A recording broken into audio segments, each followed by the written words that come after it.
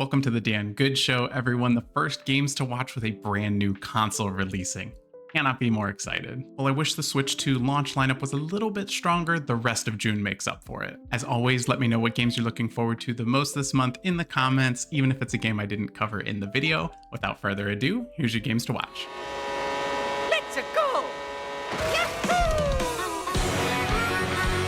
Of course, we can't be talking about the Switch 2 without talking about Mario Kart World. Mario Kart World looks to set itself aside from the rest of the franchise with an open world and up to 24 racers for the first time. In addition to the open world, there's plenty of new courses, new racers, new karts, new mechanics, new modes, lots of new stuff. The full roster of racers is up to 50 characters, plenty that we remember, plenty of new ones. You've seen Cow everywhere, but there's a ton of other new characters. A change that's been made to World that I really like as opposed to Mario Kart 8 is we don't have to customize our karts anymore. Maybe that's unpopular. I really like that there's just preset karts in this and we just select whatever racer we want to go with. In terms of new mechanics, we'll be able to ride on rails, we'll be able to jump off of walls. Looks awesome in practice. The new Knockout Tour mode really takes advantage of this open world feeling to Mario Kart. Finishing a course does not end the gameplay. You'll actually race to the next course exploring this world and trying to stay in the top half of the leaderboard in order to continue on with the race. And so you'll slowly see the goalpost move from being top 12, being top 6, being top 2, trying to get to the next course in order to be the winner. I love this mode. If you don't feel like racing and you just want to explore, that's totally okay. There's a free roam mode that lets you go coast to coast on the map. They've also shown off a little bit of costumes for this, which I love. It looks like you can pick up food bags through a Yoshi drive-thru that will give you a speed boost while you're racing, but will also permanently unlock costumes for you for the rest of the game. Love that. There's nothing better than a new video game console release for gamers, and there's no better game to add to the Switch 2 than a new Mario Kart. And besides, the miner has destructive tendencies, while the botanist is still in love with your ex-wife.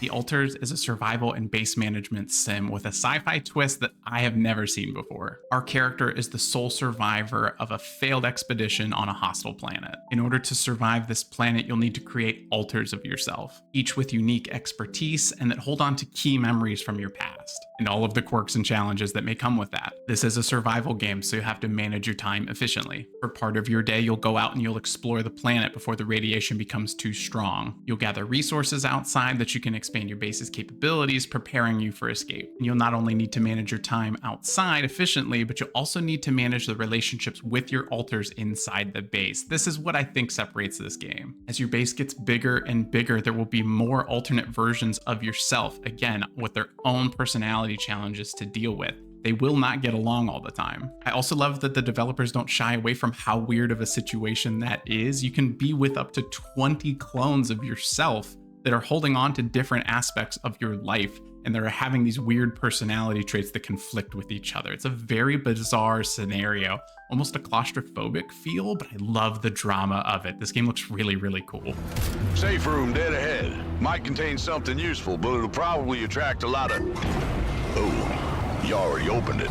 Never mind. FBC Firebreak is Remedy's next title in their expanded universe, heading back to the Federal Bureau of Control. This is a 3-player co-op PvE experience, kind of with the Left 4 Dead vibe. The player character is a volunteer first responder, defending the Bureau from paranormal activities at the height of danger. Before diving into each mission, you'll have the opportunity to customize your weapons, customize your crisis kit, and your responder to suit up for each challenge. The developers have said that you don't need to play Control in order to enjoy Firebreak, but I think fans of the Remedy franchise will enjoy going back to the Bureau. Now, FBC Firebreak is not a free-to-play game, but I really like what the developers did, partnering with both PS Plus and Game Pass in order to bring in a larger audience. I think more titles that aren't going to be free-to-play multiplayer games probably need to follow this trend. I'm patiently waiting for Control 2. I cannot wait for Remedy's next title. It'll be nice to return to the oldest house in between. What weapon will always bring a smile to your face?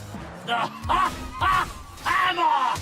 Lost in Random: The Eternal Die is Hades gameplay with a Tim Burton art style. Do I have your attention? The Eternal Die is a spin-off of the original Lost in Random title. This time we're playing as Queen Alexandra, who was the villain in Lost in Random. Once the ruler of Random, Alexandra is now an outcast on a quest for vengeance. At this point, I think we know what to expect from a roguelike action game, especially making that comparison to Hades, but it also ties in the dice mechanic from Lost in Random to kind of blend the gameplay. Alexandra actually has a dice companion called Fortune, option. From what I've seen in previews, can actually be used to gamble for buffs and obviously get a debuff if it doesn't go your way. But there's also scenarios where unique combat encounters can happen based on the dice roll. Over the course of the game, you'll have 4 unique weapons to customize and upgrade. And you'll have a slew of cards and relics that provide unique combat modifiers, and they reset each run, so you'll always have something new to build off of each time you dive back in. The Eternal Die has 4 randomly generated worlds with their own unique themes and 4 world bosses at the end of each level. There's also apparently alternate endings to the game, so you can constantly be replaying, trying new runs, experimenting with new cards, relics, weapons. You'll have a lot of replayability with this one. Lost in Random was a super cool title that came out a couple years ago. I love that we're getting more from this franchise.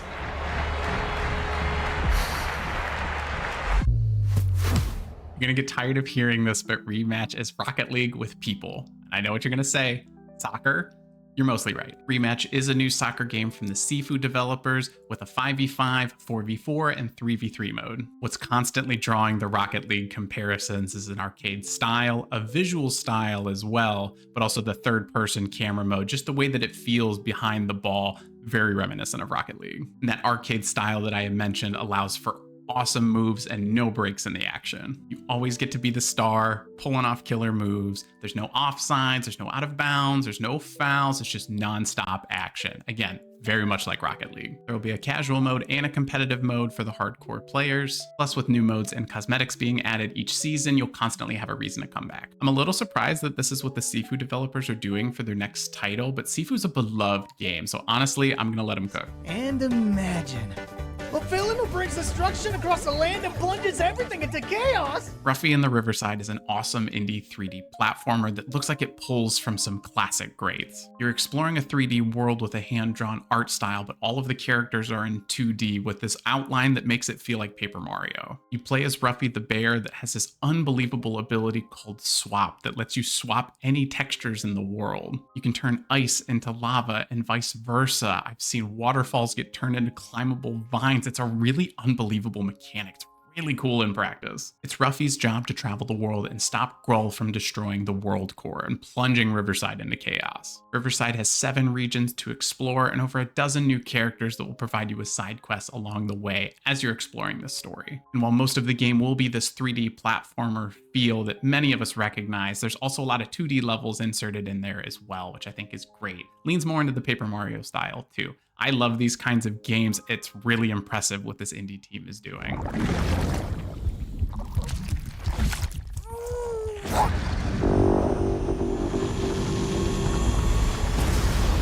Even with the Switch 2 coming out this month, even with me being able to be a kid in a candy store with a new console, Death Stranding 2 is the most anticipated game for me this month. Death Stranding 2 on the beach takes place 11 months after the ending of the original game. Now that Sam has connected the United States and removed himself from the UCA, Fragile recruits him into her new company, Drawbridge, to unite the rest of the world. This shouldn't be a spoiler, it's been covered a lot in press and previews, but the game will start in Mexico for the tutorial before moving on to Australia. Who knows if we'll see anything beyond that. Fragile's new crew at Drawbridge has a ton of new characters for us to interact with, and Drawbridge also uses a mobile base that Sam will get to visit frequently and spend time with these characters, which is something that I think was really lacking from the original title. You do have this base, but it's isolated in the original one. It's just Sam refreshing, recharging, and moving on. And most of the time with the characters in the original title, we're just on phone calls. With Death Stranding 2, it seems like we'll get to visit the Drawbridge base often and talk with all of the characters face to face.